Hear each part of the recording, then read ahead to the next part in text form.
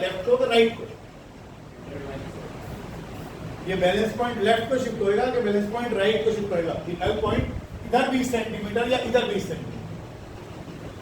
ये समझ में नहीं आ रहा, ये आप बताओ।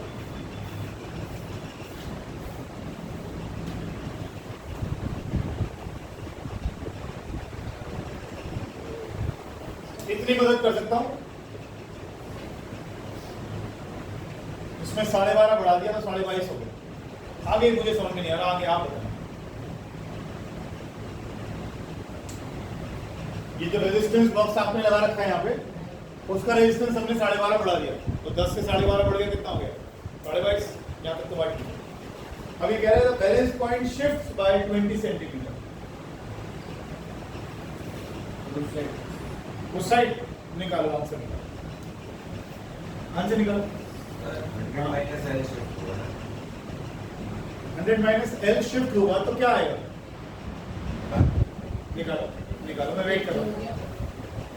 जब तक प्रैक्टिस करोगे नहीं कुछ मजा नहीं आएगा करने में। फोन पे का बता इसमें जो ढूंढनी पड़ेगी, 10 20 में कैलकुलेशन कर रहा है, आज ढूंढनी पड़ेगी, मतलब है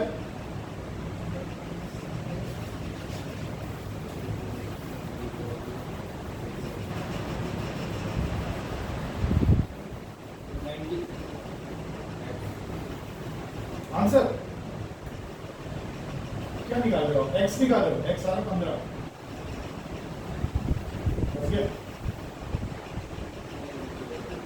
करो करो करो।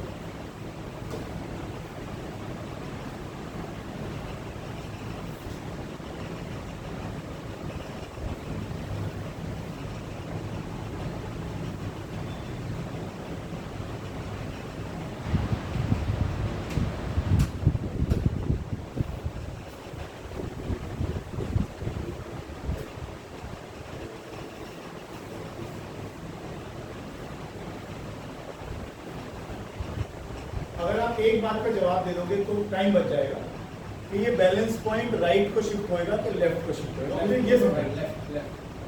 अब बैलेंस पॉइंट लेफ्ट को शिफ्ट होएगा, समझा दो, बस इतना ही चाहिए मुझे, और कुछ नहीं है। क्वेश्चन में बता दूं क्यों क्यों शिफ्ट होएगा, क्यों करना चाह रहे हो 20 सेंटीमीटर?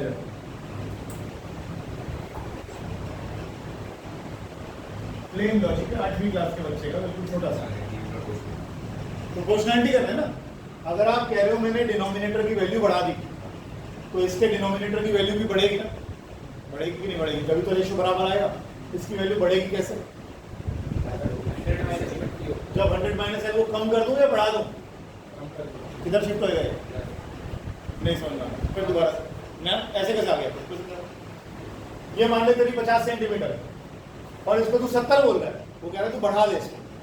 मान ले ये मानकर चल के ये 70 सेंटीमीटर है पहले से, अब ये कह रहा है डिनोमिनेटर बढ़ गया इसका। अगर डिनोमिनेटर बढ़ गया बैलेंस करने के लिए, तो इसका डिनोमिनेटर भी बढ़ना चाहिए बैलेंस करने के लिए। इसको बढ़ाने का तरीका क्या है? ऑब्वियसली इसको किधर शिफ्ट करोगे? लेफ्ट को करोगे ना। तो लिखो इस चीज को, लिख लो नहीं तो भूल जाओगे। The balance point will shift towards zero and. The balance point will shift towards zero and. अगर ऐसा हुआ है तो आयुष एल को क्या कर दूं? 20 कम कर दूं, क्योंकि ये किधर को भागा है? 20 सेंटीमीटर इधर, तो एल को 20 सेंटीमीटर कम कर दूं और इसको क्या लिख दूं? 100 माइनस एल प्लस 20 कर दूं। कैसे कर दूं? सॉल्व कर। अरे ये समझ में आया कि नहीं आया? फिर बता दूंगा मैं, तुम्हारा नहीं आ रहा तो। पीयूष कुमार नहीं आया? आ गया।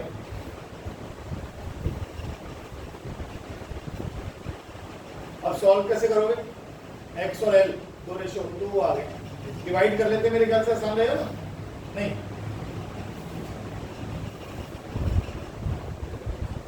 क्वाड्रेटिक बनती नजर आ रही है, क्वाड्रेटिक बनती नजर आ रही है।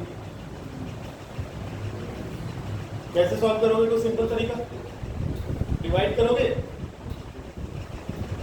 डिवाइड करोगे तो x एक बार में कट जाएगा। आपको डिवाइड करना आसान रहेगा आपके लिए। डिवाइड कर दो इसको, डिवाइड करोगे तो न्यूमरेटर गया, ये क्या बन गया? 22.5 डिवाइड बाय, और ये ये तो 120 माइनस एल हो गया ना। कौन सा चीज ऊपर जाएगी कौन सी नीचे जाएगी तो बाद में क्लास में आगे कर लोगे।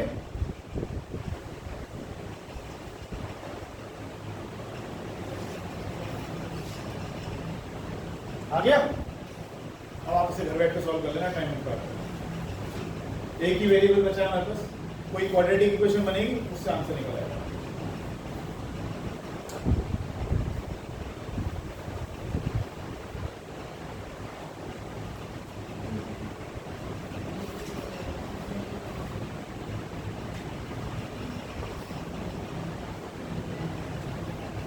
और कर लेना, अगर और कुछ लगे तो दोबारा और पूछ लेना चीजें।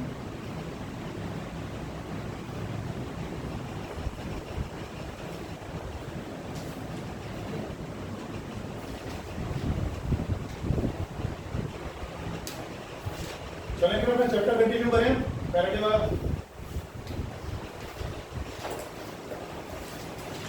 कहाँ तक पहुंच गए हम देखो जरा।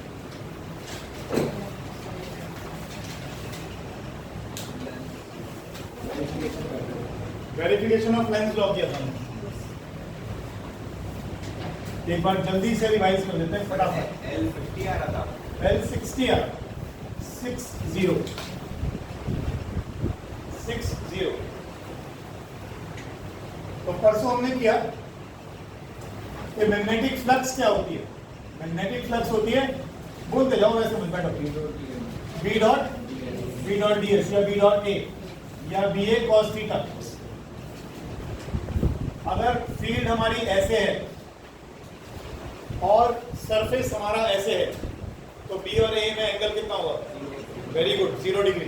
0 डिग्री क्योंकि area vector will be perpendicular to surface. Perpendicular to surface. तो ए और बी में एंगल हो गया 0 डिग्री। cos 0 1। तो फ्लक्स पास होएगी मैक्सिमम। अरे ये कोई लॉजिक नहीं है यार, कोई लंबा चौड़ा काम थोड़ी है। यहाँ से तीर आ रहे हैं बहुत सारे और रवाने वाले, 1 के 2 2 के 4 नहीं होता उसमें। बस समझ लो आप रजिस्टर को ऐसे अड़ाओगे तो मैक्सिमम तीर उसमें 4 बार निकलेंगे। और हैक होगा कि नहीं होगा? आप अपना रजिस्टर उठा के वो जो तीर आ रहे हैं उधर से आप इस तीर को ऐसे लगा दो तो सारे तीर इसमें से निकलेंगे। अब आप इसको थोड़ा मोड़ते जाओ, कम हो जाएंगे कम हो जाएंगे कम हो जाएंगे, बिल्कुल ही नहीं निकलेगा। एक आदमी कोई निकलेगा नहीं तो वो भी निकलेंगे, है ना। तो अब इस केस में हम क्या कह रहे हैं? हम कह रहे हैं एरिया वेक्टर तो ऐसे हो गया, मैग्नेटिक फील्ड इधर को आ गई, एंगल 90 बन गया, फ्लक्स निकलेगी। फ्लक्स मतलब फील्ड लाइन वो जो तीर आ रहे हैं वहां से, है ना। अब इस टाइम मैक्सिमम निकलेगा, अब इस टाइम 0 निकलेगा, अब इस टाइम मैक्सिमम निकलेगा, अब इस टाइम बिल्कुल 0 निकलेगा। ध्यान रखिएगा जब हम जनरेटर करेंगे तो इस चीज को याद रखिएगा जो बता रहा हूँ बार-बार। तो हमने फ्लक्स किया था v डॉट डी। और क्या किया था? फ्लक्स की यूनिट बताओ फटाफट। वेबर। फ्लक्स की यूनिट थी वेबर। वेबर और टेस्ला में रिलेशनशिप निकाल सकता है ये ना सामने। 1 weber 1 tesla meter square. 1 tesla meter square किसके बराबर होगी? 1 वेबर के बराबर होगी। फिर आपने एक कॉइल ले ली, कॉइल के पास मैग्नेट को लेकर आया।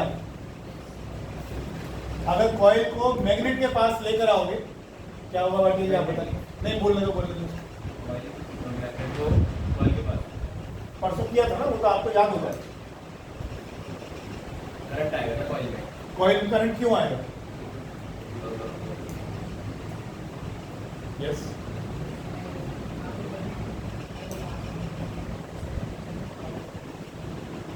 जी हाँ भी समीर क्यों आएगा?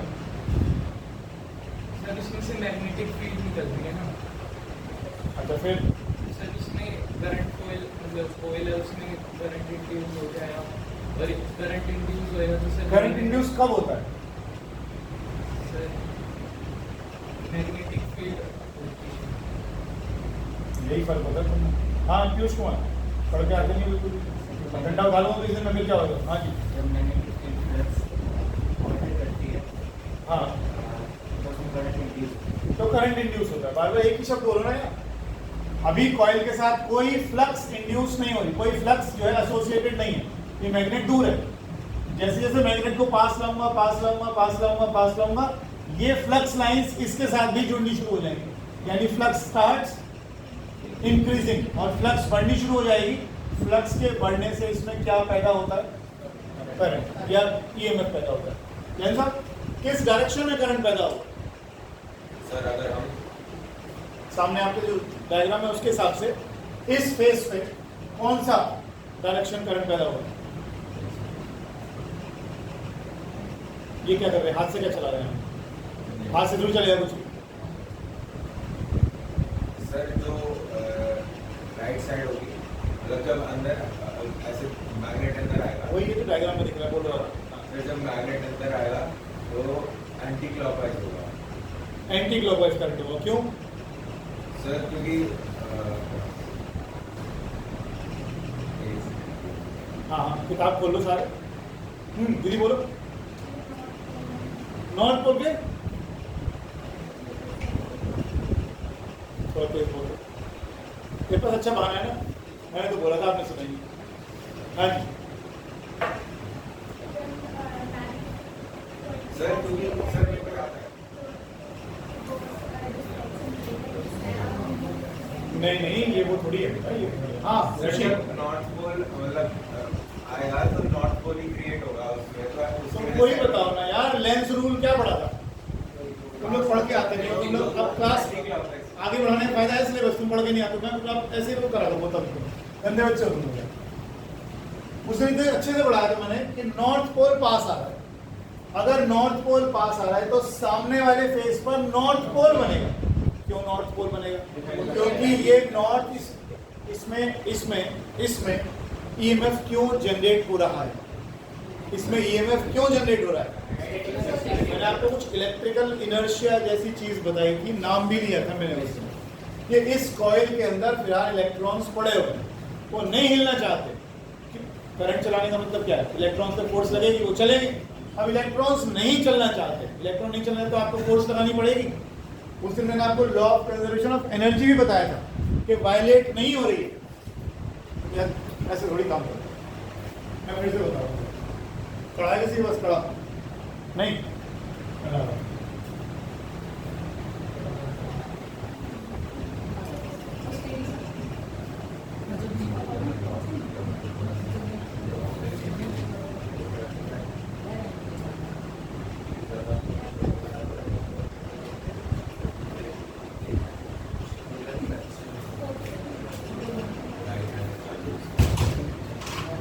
चलो देखो, ये मेरे पास कॉइल हो गई है।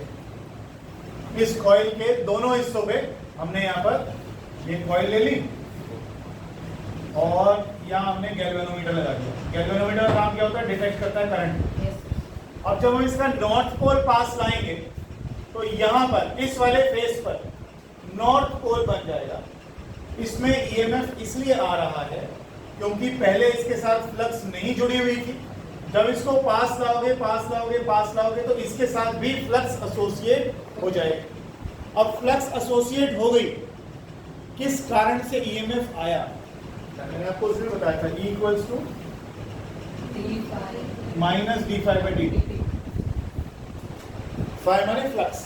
फ्लक्स बदलेगी तो ईएमएफ आएगा, फ्लक्स बदलेगी तो ईएमएफ आएगा। जब आप पास ला रहे हो तो फ्लक्स बढ़ रही है, यानी इसका मोशन इसके अंदर ईएमएफ जनरेट कर रहा है।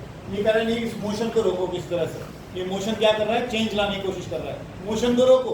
अगर ये कोशिश करे पास लाओगे तो ये कहता है इसके पास आने को रोको। वो क्या करेगा? सामने वाला पोल कौन सा बना लेगा? North pole. तो इसका मतलब इसमें करंट की डायरेक्शन कैसी हो जाएगी? Anti clockwise. यहाँ से कैसी हो जाएगी? क्लॉकवाइज। साउथ पोल बन जाएगा। और ये पोल बनेगा नॉर्थ, ये पोल बनेगा साउथ। एक तो हमने ये करा। पहला रूल क्या था? पहला लॉ क्या था फैराडे का? कि अगर किसी मैग्नेट को या कॉइल को, जरूरी नहीं है मैग्नेट ही लाएंगे, कॉइल ले जाओ उसके पास या दोनों को चला दो एक ही बार, तो कुछ भी कर सकते हो। There should be a relative motion. अगर कॉइल और मैग्नेट दोनों को ऐसे पास ले जाते हैं फिर दूर ले जाते हैं, पास ले जाते हैं फिर दूर ले जाते हैं, या किसी एक को कर लो, तो इसके साथ जो फ्लक्स जुड़ेगी वो बार बार कम हो रही है, बार बार ज्यादा हो रही है, बार बार कम हो रही है, बार बार ज्यादा हो रही है। अगर वो बार बार कम हो रही है और ज्यादा हो रही है तो फ्लक्स के चेंज होने से क्या पैदा होगा? ये फैराडे के लॉ। दूसरा लॉ में, तीसरा लॉ क्या कर रहा था? तेजी से लाएंगे। Rate of change of flux is proportional to EMF. जितना तेजी से मैग्नेट को इसके पास लाओगे उतना ज्यादा करंट इसमें इंड्यूस होगा। ये हमने तीसरा लॉ पढ़ा। सेकंड। थर्ड तो हमने पढ़ा था कि अगर हमने स्टेशनरी छोड़ दिया इसको तो इसमें करंट इंड्यूस क्यों नहीं होगा मशीन? क्योंकि फ्लक्स चेंज नहीं हो रहा। फ्लक्स कैसा है और कांस्टेंट का डिफरेंशिएशन, तो ईएमएफ कितना आएगा? 0। तो फ्लक्स का चेंज होना जरूरी है, तो ईएमएफ इंड्यूस हो जाएगा। यही करा था हमने उससे। सर अगर दोनों तरफ से मैग्नेट लाए तो कौन सा मैग्नेट? तो करंट किस में इंड्यूस कराओगे? ले आओ। होगा क्या? ये क्वेश्चन आएंगे, ऐसे क्वेश्चन आएंगे। अब आपको डिपेंड करेगा, आप सामने से इधर से भी मजे लेने के लिए नॉट लाओगे, इधर से भी नॉट लाओगे, तो आप एक भी लाओ पता नहीं। दोनों तरफ से नॉट को लाओगे तो कैसे काम चलेगा? नेट फ्लक्स कितनी आएगी? सोचो इस बात। एक तरफ से नॉर्थ लाओ, एक तरफ से साउथ लाओ, सपोर्टिव बनेगी, फिर बन जाएगा। तो बन जाएगा, तुम जैसा करंट चाह रहे हो वो बन जाएगा, ठीक है ना? लेकिन वैसे नहीं कि दोनों तरफ से मजे लेने के लिए हम नॉर्थ लाएंगे, लेकिन क्या होता है? वरना वही है जो तुम सोच रहे हो, कुछ नहीं हो जाएगा। कागज लिखा था देखो, सर कर रहे थे वो 4-5 क्वेश्चन करवाने। सर आप लिखा रहे थे नहीं हेडिंग दिखाई फ्लेमिंग्स राइट रूल बता दिया मैंने। फ्लेमिंग्स लेफ्ट हैंड रूल में ये magnetic field, current, force. Right hand rule magnetic field induced current. ठीक है, शुरू करो। इसमें चैप्टर आसान नहीं कि रोज पढ़ के नहीं आओगे तो तुम्हें समझ में आ जाएगा, पहले ही कह रहा हूँ। बहुत आसान चैप्टर है, लेकिन उनके लिए जो रोज पढ़ के आ रहे हैं बटे गंदी बात कही आपने, अच्छी बात की। भगवान ने अगर दिमाग दिया है तो उसका इस्तेमाल भी करें सही जगह। क्वेश्चन लिखो, ए rectangular loop of area, rectangular loop of area कितना? 20 centimetre bye 30 centimetre is placed in a magnetic field, is placed in a magnetic field. कितने Tesla? With its plane, with its plane,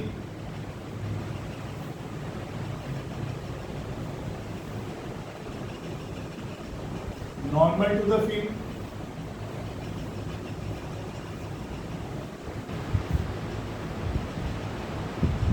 inclined 30 degree to the field,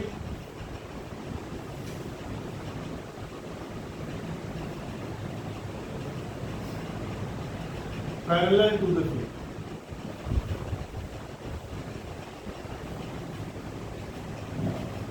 Find the flux in each case.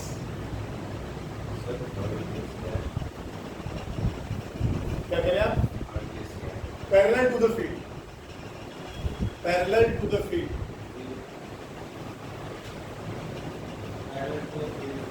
Parallel to the field में तो 0 है, ठीक है।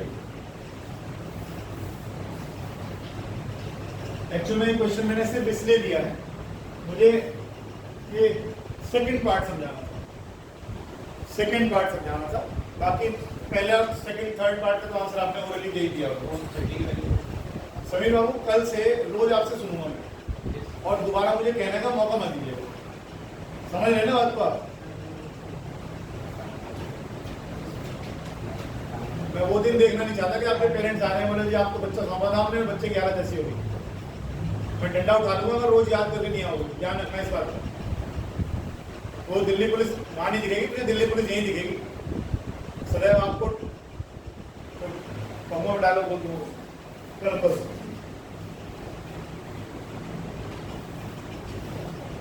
First part आसान, first part आसान इसलिए इसने बोला coil is normal to the field, field ऐसे आ रही है, फील्ड लाइन ऐसे आ रही है, ये खड़ा कर देंगे। तो इस केस में सारे तीर निकलेंगे तो फ्लक्स हो जाएगी बी ए, कोई दिक्कत नहीं। लास्ट वाले केस में पैरेलल हो जाएगी फील्ड, 0 हो जाएगा। ये 30 डिग्री वाला चक्कर क्या है, ये तरह समझो और मुझे आंसर निकाल के दो। 90√3 कैसे आया जवाब दीजिए। cos 30 की वैल्यू डाल दी आपने, ये बिल्कुल गलत है, ये बिल्कुल क्यों डाल, क्यों डाल?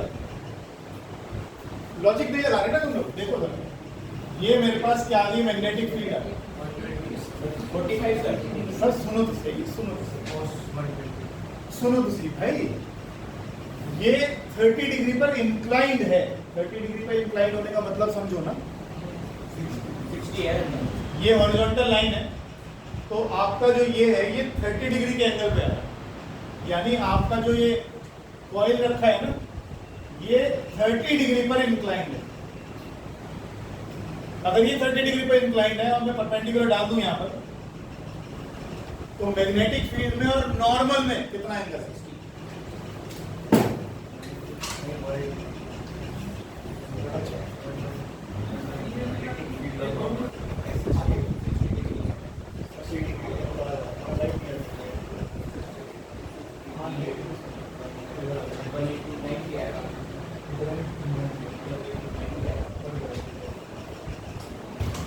आंसर 90 है सर। पहले मुझे बताओ ये बात समझ में आई क्या? ये जो हमारा कॉइल है, ये जो हमारा प्लेन है, ये जो भी आपने शीट ली है, ये मैग्नेटिक फील्ड के साथ 30 डिग्री पर इंक्लाइंड है, तो ये एंगल 30 आती है। एंगल इसके बीच पे लेते हो, फ्लक्स का फॉर्मूला क्या होता है? VA cos theta. तो B में और एरिया वेक्टर में लोगे ना, तो एरिया वेक्टर डालोगे तो ये आएगा, मैग्नेटिक फील्ड इधर आएगी, कितना एंगल आएगा? ये बात है, ये A है, ये B, तो A और B में एंगल आएगा 60। मैंने सिर्फ इसी क्वेश्चन, इस पार्ट के लिए आपको ये क्वेश्चन करना है। तो आप यहाँ पर जब लिखेंगे फ्लक्स निकालेंगे सेकेंड पार्ट में, तो फ्लक्स आ जाएगा B कितना है 0.3, एरिया 600 इंटू 10⁻⁻4 मीटर स्क्वायर में कर लिया, और cos 6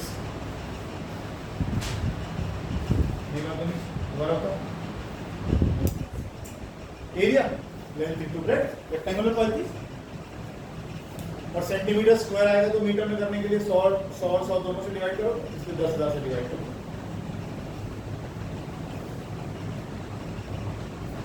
नेक्स्ट क्वेश्चन,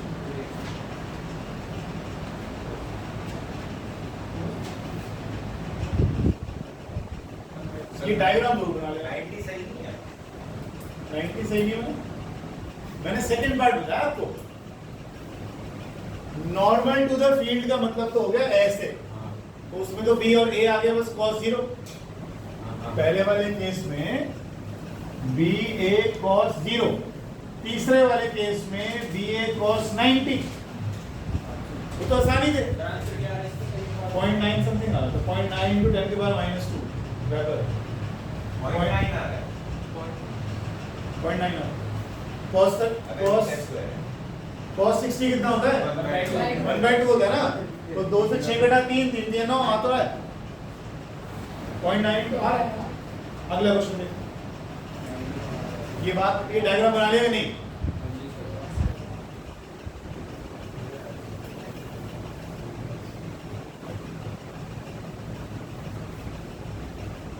चलिए अगला question, magnetic flux perpendicular to plane of coil, एक लाइन लिख लो। Magnetic flux perpendicular to plane of coil, magnetic flux क्या बोला मैं? Perpendicular to the plane of coil and into the paper is given bye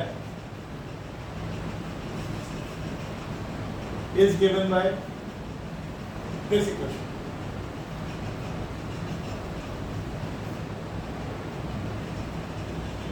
Where phi is in milliweber.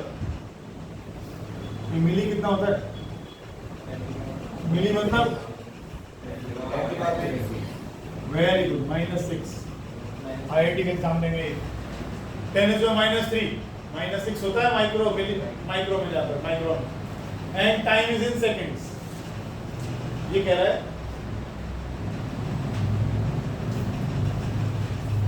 what is the magnitude of EMF, what is the magnitude of induced EMF set up in loop at t equals to 1 second. What is the magnitude of EMF set up in the loop at t equals to 1 second? Magnitude of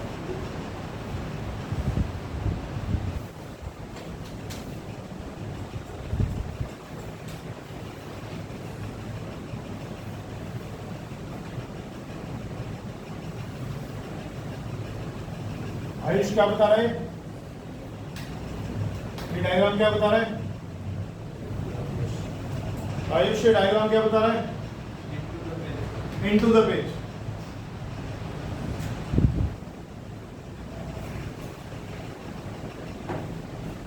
पहले first part का जवाब दो, फिर second part के आगे।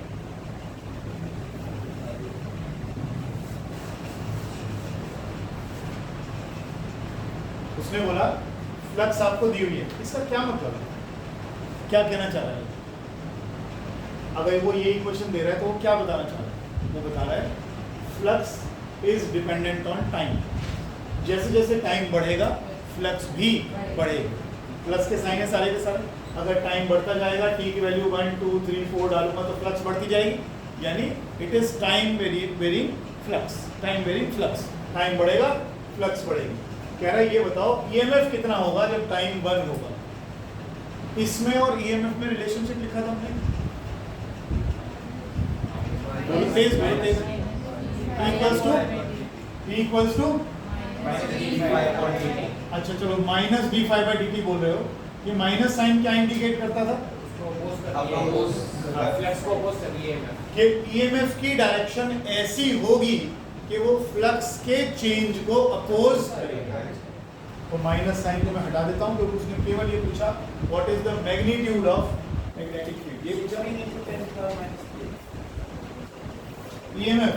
इसको differentiate कर सकते हो? 10 t प्लस 6, 2 तो कांस्टेंट हो गया। और आपको कब निकालना है? जब टाइम 1 होगा। जब टाइम 1 होगा तो 16 खत्म, पहला पार्ट खत्म। कुछ गलती हो गई है, कुछ गलती है, किसी चीज में कोई गलती है, जल्दी चेक करो। जो सब कुछ बोर्ड पे लिखा हुआ है यूनिट में गलती है। हमने मिली को कंसीडर नहीं किया तो आंसर भी मिली वोल्ट में लिख दो, कन्वर्ट ही मत करो, आंसर भी मिली वोल्ट में लिख दो। बदल गया। सेकेंड पार्ट के लिए क्वेश्चन कर रहा है मैं। क्वेश्चन ये है what is the direction of current through the resistor. पहली बात ये जो फ्लक्स है ये कहाँ जा रही है? पेज के अंदर जा रही है, कॉइल के परपेंडिकुलर। कॉइल कहाँ है? बोर्ड के ऊपर। फील्ड कहाँ जा रही है? यहाँ तक क्लियर है चीज। अब इसमें कुछ ना किसी डायरेक्शन में करंट फ्लो करेगा। किस डायरेक्शन में करंट फ्लो करेगा? यूं करेगा या यूं? आप कोशिश करो फिर क्लॉकवाइज करेगा। कैसे बताएं? राइट हैंड रूल लगाया, Fleming's left right hand rule लगाया। फील्ड किधर जा रही है? Into the page. और मोशन ईएमएफ कहाँ पढ़ा मैंने? कैसे लगाओगे? समझो। मैं आपको एक आसान तरीका बताऊं, चक्कर में ना पड़ो। इस लेफ्ट राइट हैंड रूल के सबसे आसान होता है लेंस रूल। सबसे आसान होता है लेंस रूल। और आप उसे कहीं लगा लो वो बिंदास चलता है और बहुत बढ़िया चलता है। देखो मैं बताता हूँ। ये फील्ड लाइंस किधर को जा रही है? अंदर को जा रही है। और टाइम के साथ ये फील्ड लाइंस बढ़ रही हैं। पहले इसमें से 50 फील्ड लाइंस गई, फिर 70 गई, फिर 100 गई, फिर 100 गई, 200 गई। फील्ड लाइंस बढ़ती जा रही हैं। ये क्या करेगा? कहता नहीं यार फील्ड लाइंस बढ़नी नहीं चाहिए। फील्ड लाइंस क्या हो रही हैं? बढ़ रही हैं। फील्ड लाइंस बढ़ रही हैं। ये क्या करेगा? उन फील्ड लाइंस के बढ़ने को रोकेगा। ये करंट अपना इस तरीके से चलाएगा कि फील्ड लाइंस अंदर को ना जाकर बाहर को निकलेंगी। अगर फील्ड लाइंस बाहर को निकलेंगी तो ये सामने वाला पोल कौन सा बनेगा? बोलो। North pole. और नॉर्थ पोल बनेगा तो कौन सी डायरेक्शन आएगी? Anti clockwise. यानी करंट जाएगा ऐसे ऐसे ऐसे ऐसे। मैं एक बार, दो बार, तीन बार फिर बताऊंगा। फील्ड लाइंस पेज के अंदर घुस रही हैं। फील्ड लाइंस पेज के अंदर घुस रही हैं और लगातार बढ़ रही हैं। टाइम के साथ फ्लक्स लगातार बढ़ रही है। पहले कुछ गई, फिर और ज्यादा गई, फिर और ज्यादा गई, फिर और ज्यादा गई। ये कोशिश करेगा ये बढ़े ना। ये कोशिश करेगा ये बढ़ेगा, तो ये कोशिश करेगा कि मैं अपना करंट तो कम से कम ऐसा चलाऊं कि फ्लक्स लाइंस मेरी बाहर को निकले। कौन से पोल से बाहर निकलती है? North pole. अगर ये नॉर्थ पोल बन गया तो करंट की डायरेक्शन यूं यूं यूं हो जाएगी, एंटी क्लॉकवाइज हो जाएगी। एंटी क्लॉकवाइज का मतलब करंट यूं घूमेगा, यूं आएगा, यूं आएगा, यूं आएगा। इसका मतलब इसमें करंट की डायरेक्शन कैसी होगी? किसमें लगाओ, मैं तो बनाएगा मैं तो कह रहा हूँ राइट हैंड थंब रूल में मोशनल ईएमएफ में हम लगाएंगे उसको, जब हम मोशन दिखाएंगे। अभी तो कुछ नहीं।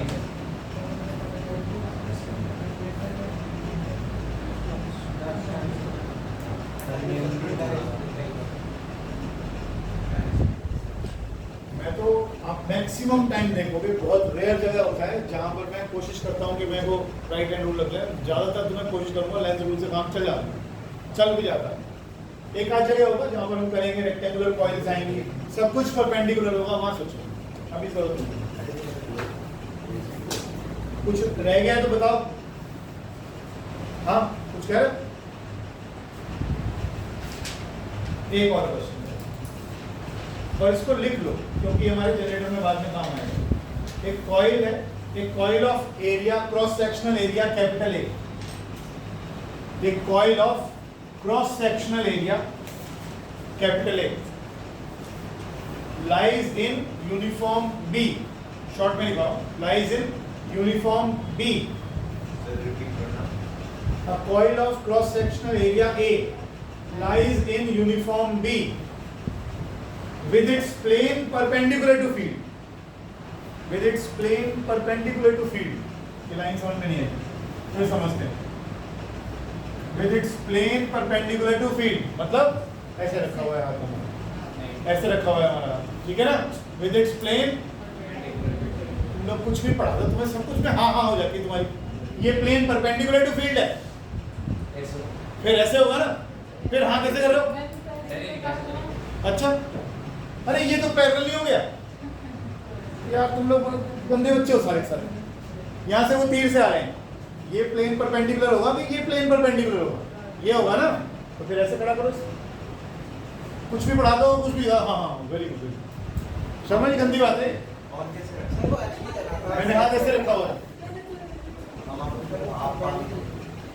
तुम मजे ले। चलो कोई बात नहीं। अच्छा, the coil rotates at a uniform rate to complete one rotation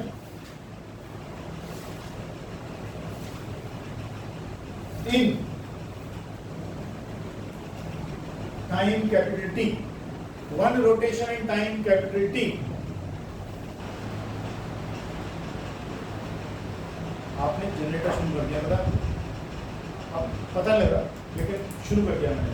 आगे लिखो, find the average induced EMF, find the average induced